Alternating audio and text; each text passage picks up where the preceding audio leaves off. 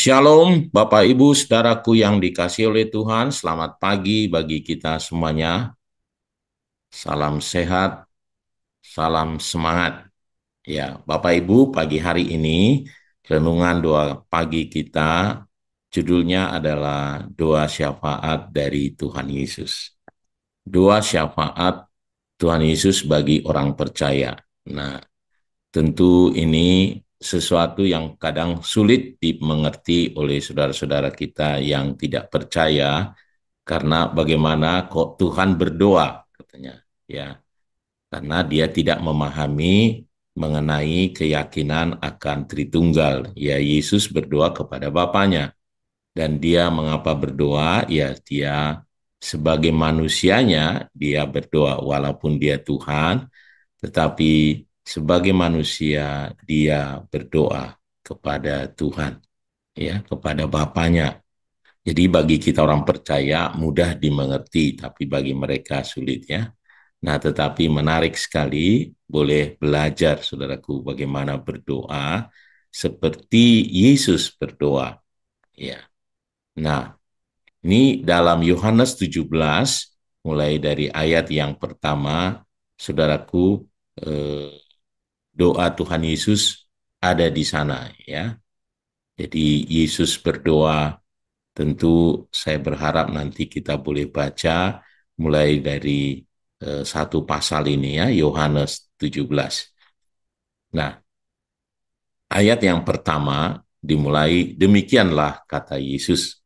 Lalu ia menengadah ke langit dan berkata, Bapa, telah tiba saatnya, permuliakanlah anakmu, supaya anakmu mempermuliakan engkau. Dan bukan untuk mereka ini saja, ini sengaja saya langsung lompat ke ayat 20, dan bukan untuk mereka ini saja aku berdoa, tetapi juga untuk orang-orang yang percaya kepadaku oleh pemberitaan mereka.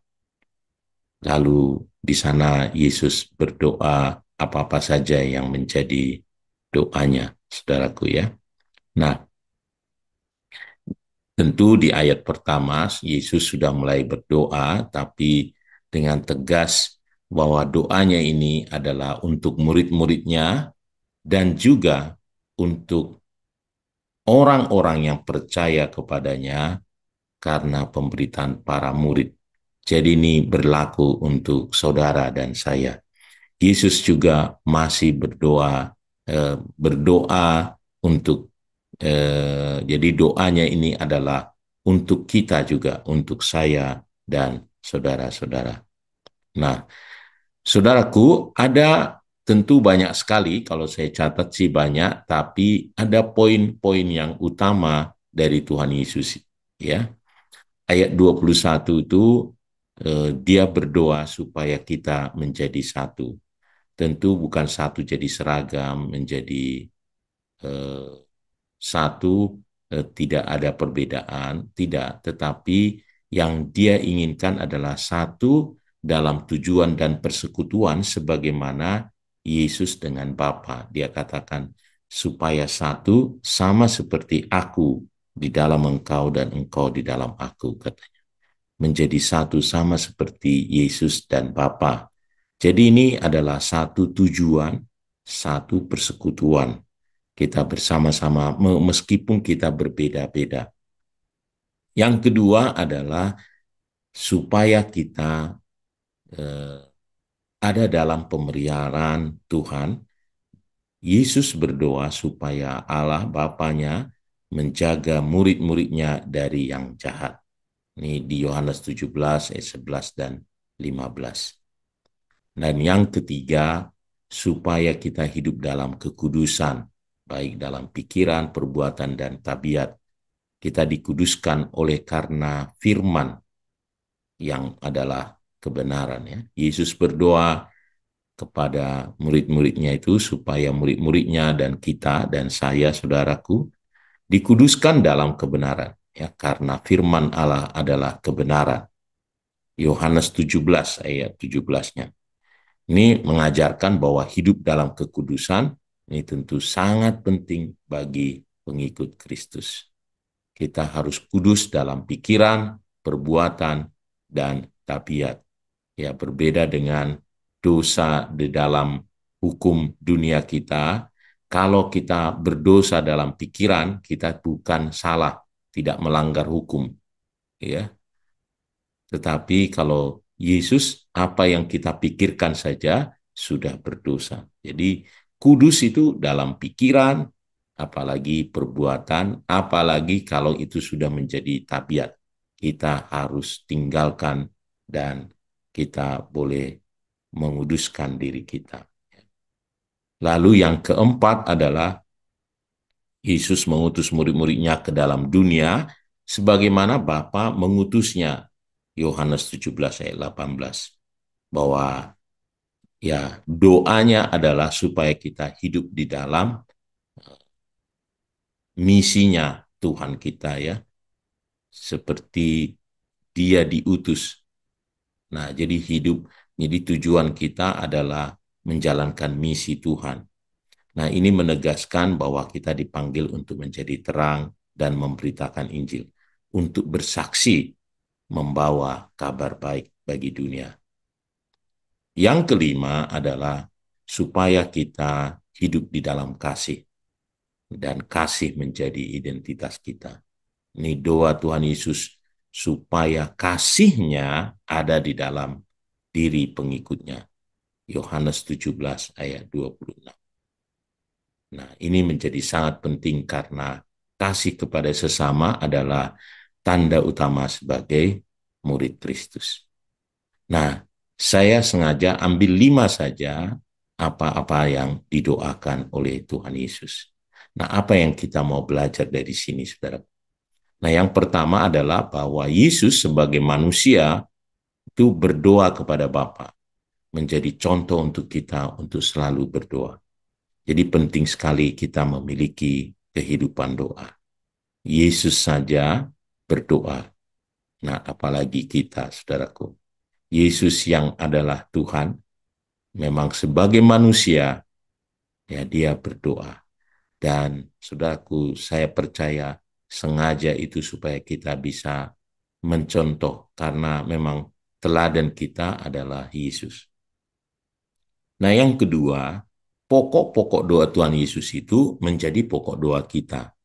Sebagai pendoa, mari kita berdoa terus supaya kita menjadi satu, hidup kudus, hidup dalam pemeliharaan atau beriman, hidup dalam iman, ya.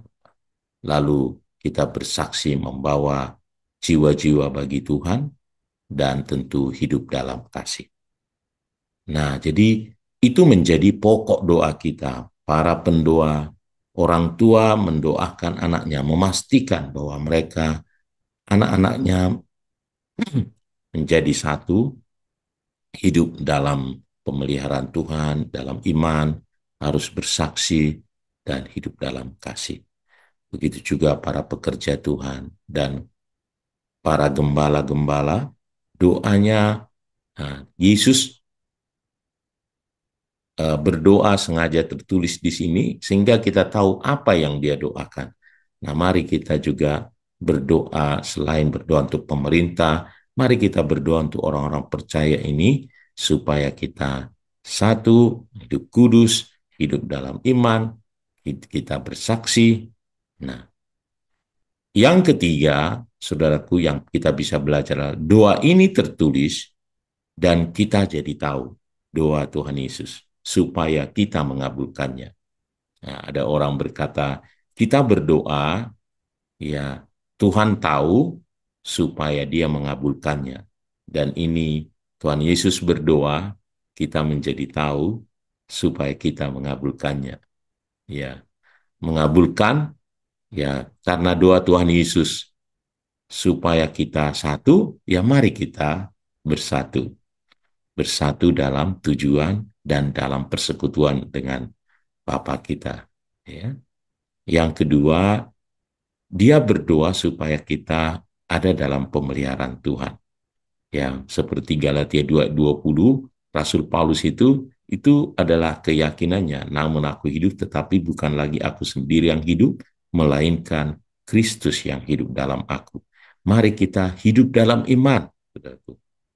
Dan yang ketiga, mari kita bersaksi, memberitakan Injil. Ya. Dia berdoa supaya kita eh, bersaksi. Ya, mari kita bersaksi. Ya, dia berdoa supaya kita hidup di dalam kasih. Nah, mari kita hidup di dalam kasih. Kita dapat mengabulkan doa Tuhan Yesus. Dan saya percaya sengaja tertulis dan kita tahu supaya kita mengabulkannya. Mari kita hidup sesuai dengan apa yang Tuhan mau. Oleh karena itu, mari Bapak Ibu saudaraku dikasih oleh Tuhan, pagi hari ini, ya sama seperti Yesus berdoa, mari kita berdoa juga untuk saudara-saudara kita, tetapi juga mari kita mengabulkan doa Tuhan Yesus. Mari kita menjadi penjawab doa dari doa syafaat Tuhan Yesus. Tuhan Yesus memberkati kita semuanya, mari kita berdoa.